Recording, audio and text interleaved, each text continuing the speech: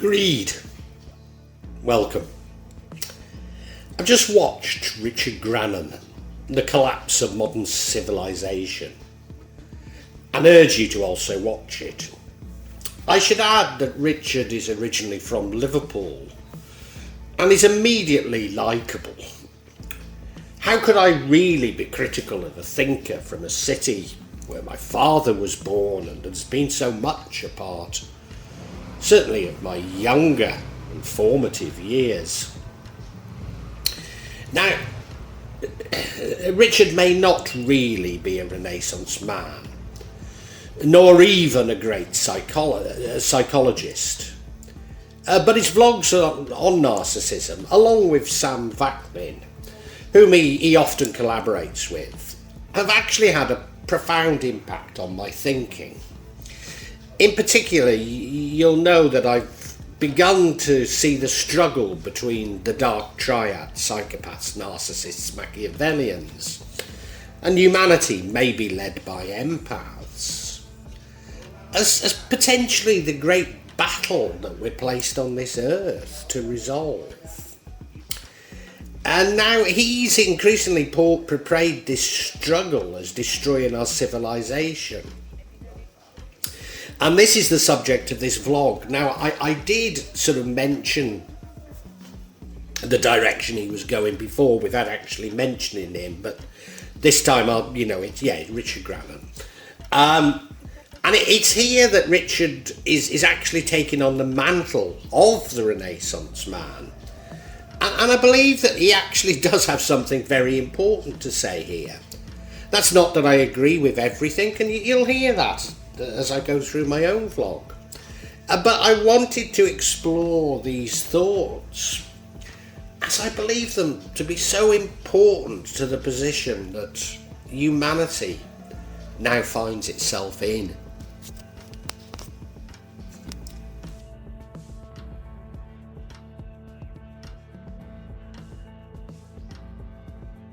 The hypothesis.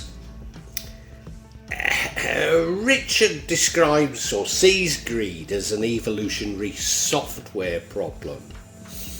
That we store wealth, or hoard, as you've heard me call, hoard wealth, as you've heard me call it many times, in reaction to uncertainty.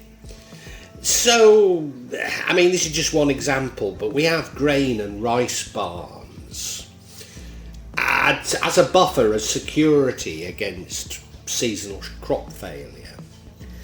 But this storing of wealth, or hoarding as I call it, has led to unparalleled greed. So in other words, he's saying there was an evolutionary necessity for this storing of wealth, but now it's given rise to its own problems. We now exploit other people's greed to fulfill our own greed. So greed is ubiquitous, the Gordon Gekko phrase, wasn't it? Greed is good. And we have theories of how the world should be organised, based on the assumption that greed is good. Consumer capitalism exploits this greed. Sorry, he uses that word, consumer capitalism. I don't think it's a bad word, but I know some of my American listeners won't fully appreciate what he's saying here. Can we just say, I'll continue to use it, but let's say the economic system exploits this greed, a lust and envy, to make us consume that which we don't need. So,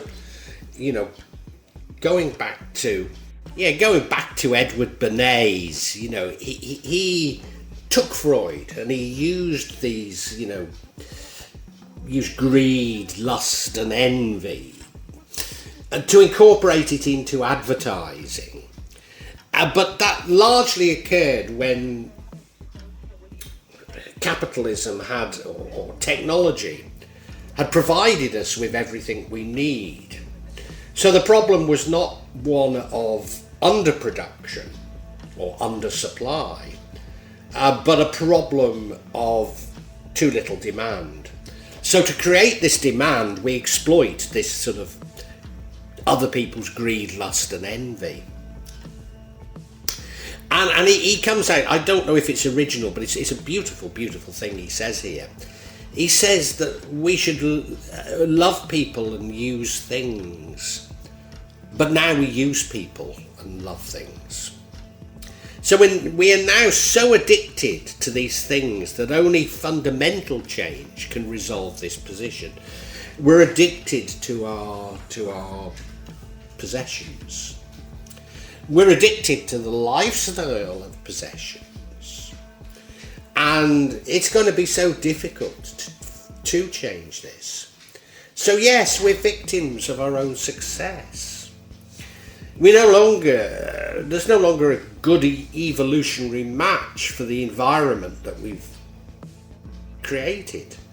The technological progress has provided for our needs, which is what I said happened in the sort of by the 1920s, but now only creates and feeds our addictions. So again, going back to Edward Bernays, previously, technology was about supplying our needs. Now we need to use sort of mental technology, advertising, behavioural psychology to turn these into desires, to make us addicted to our things. So technology, it's provided us with the ability to meet our needs. But we've never been less happy. So we think that, a pair of rare Nike shoes makes us happy. But once we've bought it, the consumption has ended. We're no longer happy, We're no longer happy, once we've gone in and we've bought the product, that's the end. He questions if we're really adapted to live in these cities of technology that we're creating. And he suggests that we should be in communities of 30 to 80 people. Communities in which we had a stake in the community and the community had a stake in us. Communities in which we are individually accountable. So whatever we do is seen by the rest of the community and we're accountable for what we do. But the technology is moving faster than we can evolutionarily cope with. So, we're no longer in these communities. We're in these cities of technology, but we're anonymous. We get individual pleasure rather than via our contribution towards the community. And the desire for social approval has been replaced by the social media. But this very social media itself is what alienates us from each other. We look more and more removed from the consequences of our actions. I mean, look at things like drone warfare. We're even saved from the horrors of our actions. We're saved from the visceral images of people being killed. We're saved from the sound of fear. We're saved from the stench of death. We're alienated from our work. We're alienated from the very fruits of our labour. And it's this alienation that's led to rampant mental health problems.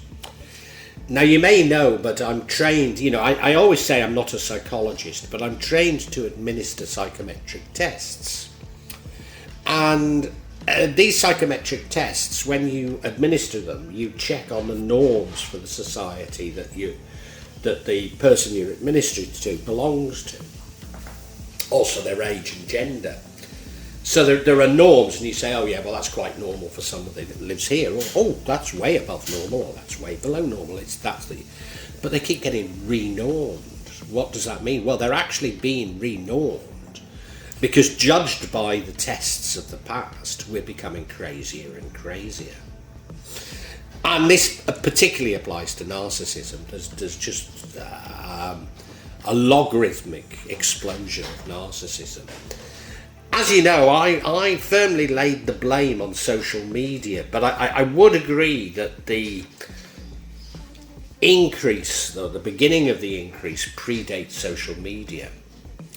So there's an impulse for the control and the coercion of the behaviour of others, and that this is leading to a new authoritarianism. Richard sees this as a reaction to our success as a civilization. We have the time and luxury to express our thoughts, but maybe it's also the natural impulse to destroy things once we've got them. Perhaps there's an evolutionary imperative for such desire and control, but this is now malignant. We no longer trust the media, our institutions, or even science itself. We mark out, we identify and punish people for crimes that weren't even considered crimes just a few years ago.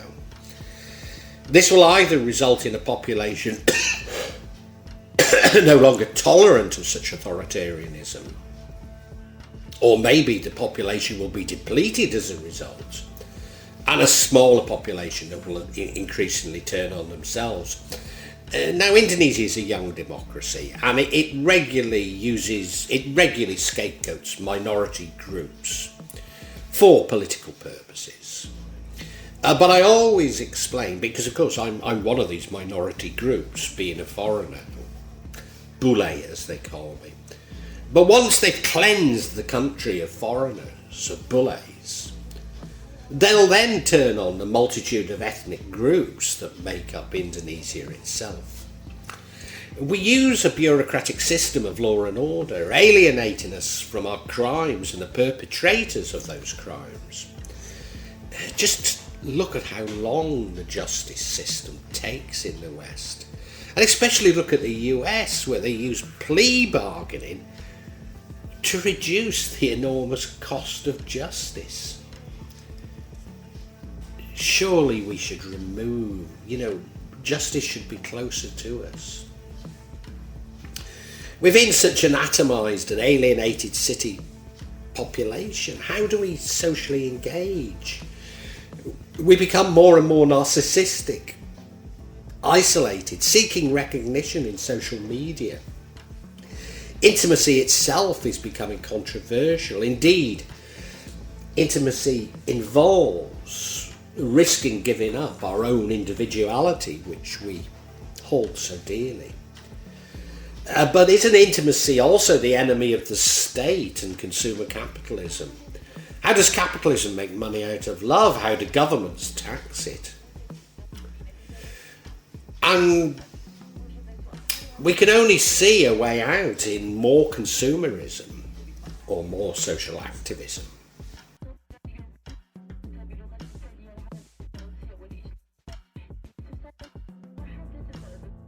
The solution. Richard argues that those in power are corrupted by their own power and only interested in power, not in humanity itself, despite their protestations to the opposite. That you can't argue with them. They can't be influenced, although they can be and probably are corrupted, nor can they be changed. He therefore sees the solution for us to become more intolerant towards their proposed solutions. Even though we may agree with their definition of the problem. So in other words, they may identify the correct problems, but their solutions seem so far removed from our understanding of what the problem itself is. So, for example, if we see problems of sexism, racism, xenophobia, the solutions they propose are themselves sexist, racist and xenophobic. As I've said, I feel increasingly alienated from many of my old friends who see me as, maybe becoming right-wing, politically incorrect, when I care deeply, deeply about all forms of discrimination. He therefore believes that we ourselves need to be intolerant of this mass hysteria and mass psychosis. Whilst I reacted negatively to this comment, but realise that my own position is actually hardening. I'm no longer willing to comply with ritual humiliation, nor tacitly agree with their lies. You know, well, probably when you're listening to this, I will be in the UK, and I've had a hell of a job trying to get my passport. And you know, I phone up the passport office, and if I can even get through to somebody, they blatantly lie to me. How insulting, how terribly insulting. You know, do they really think I can't see through their lies? You know, and I'm just not prepared to put up with it anymore. And then once my passport arrived in this country, I have to get an exit re-entry visa. And I know you're shouting out, what the hell is an exit re-entry? Exactly, what the hell is it? What purpose does it serve apart from creating jobs at the immigration office and creating misery for me? And, do you know, in order to get this thing, it's taken 2 weeks. Well, I've not got it yet, at the time of recording this. And 4 visits to the office. Now, you know, there isn't public transport really to the office, so that's 4 taxi rides that I've taken across town to get it. You know, I've just got no tolerance for it anymore. I just have no tolerance for it. I see it for what it is. You know, and a part of this, you know, when I collected because I had one of the reasons it's taken so long, because I had a new passport, they had to verify, if you like, my new passport. They had to put a stamp in the new one. So I had to wait 3 days for them to do, you know, stamp in a bloody passport, exactly 3 days, yeah. You know, I had to wait 3 days to get a stamp in a passport. And when I got it back, they said, oh, you've got to go and photocopy over there. Now, the photocopy cost, I'm not going to, well, it's in rupiah, so forget about the thousands, so we'll just call it 4 rupiah, yeah? When it should cost 2. So it's blatantly obvious that where that extra 2 rupiah is going, and why they have this ludicrous thing of handing you a pile of papers, some of which have been photocopied, and telling you've got to go and photocopy a small part. I mean, I can just see through it, you know. And Richard sees all these things, many of these things, as a problem of masculinity. That we have to reduce the overtly masculine response to our situation. Authoritarianism, law and order, war. But how do we turn violence down without attacking masculinity itself, without eradicating masculinity and therefore collapsing society? Especially as we're now so intimacy adverse. Richard believes that we have become, that we need to become intimate and have respect for others. But he goes on to repeat Nietzsche's proclamation that God is dead, questioning if religion isn't actually necessary to our individual psychology, especially in such troubled times, without making a judgment on, you know, actual religion, simply talking about a sort of homogeneity of religiosity and spirituality. In doing so, he questions the mechanistic worldview that is attacking religion. But this moves us more and more into simply being consumers. Indeed, if we believe there's no afterlife, then we're pushed into narcissism, attempting to take as much from the few years as we believe that we're going to be on Earth. For if we're only on this earth for a short time and there's no heaven and hell, then why not abuse strangers or even loved ones? This is not a religious affirmation of heaven and hell, but an illustration of the importance of such metaphors. Indeed, like me, Richard does accept that religion has become a ladder for the promotion of narcissists, and is not uncritical of religious organisations, that if we have a sense of awe, but if we have a sense of awe for nature and creation, a sense of the divine, maybe it is something of an antidote to all he describes. Indeed, a sense of the divine is the first step on our path to dissolving the ego.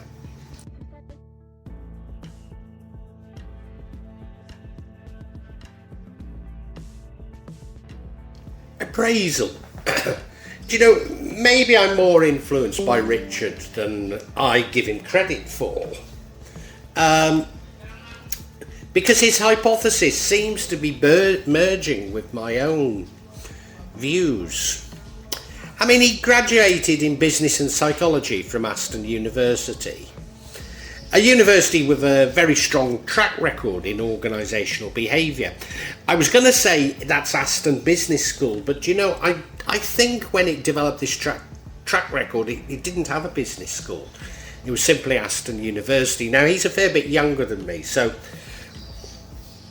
he didn't attend the business school, only the university. So I still think it probably has a very good track record in organisational behaviour anyway.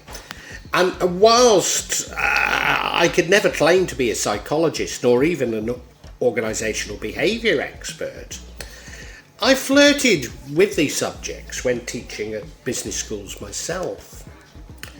Whilst I can see the seeds of my own solutions in his, he's yet to fully articulate these solutions, as am I. But I purposely choose not to articulate these solutions, as it's not about me exerting my control over you. And that in particular is a central part of my solution, that is not about attempting to control.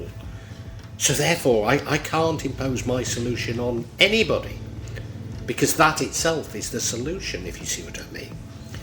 We must all come to our own solutions based on our experience and our beliefs, but not what we've been told by others through politics, the media, even education, which to my mind are all hopelessly corrupted, hopelessly dysfunctional now. No, it must come from our hearts. And perhaps this last point does lead me to my critique of Richard. But please, this is a friendly critique, not one driven by ego, as so much academic debate has now become. Although he criticises those in authority and he criticises materialism, he doesn't appear to have embraced non-dualism to any extent at all. So he's unable to fully escape from materialistic solutions to materialistic problems. Yes, he does say that we need to ignore those who are imposing all this on us. But he recognises that maybe he recognises that maybe spirituality is a solution in itself.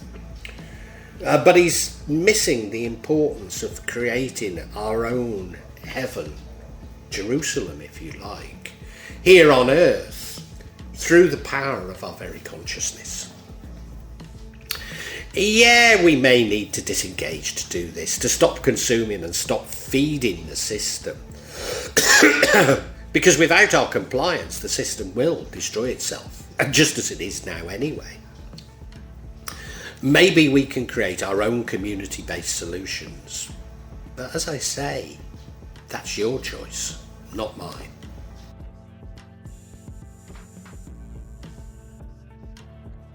Well, I really hope you've enjoyed this vlog. And if you have, can you help me out a little? Subscribe to the channel, hit the bell, and then you'll be notified of future vlogs. But also hit the like button and make a comment, because these seem to be what determine the YouTube algorithm, and I'm being really punished by it. So whatever help I can get from you is so appreciated. It really is. When I started this, I was going to do it this section, the real magic of Java. I was going to issue maybe every 2-3 months. Now it's happening maybe every 2 or 3 days. So yeah, if you hit the bell, you'll hear about it. And thank you so much. Thank you for listening. Really heartfelt thanks.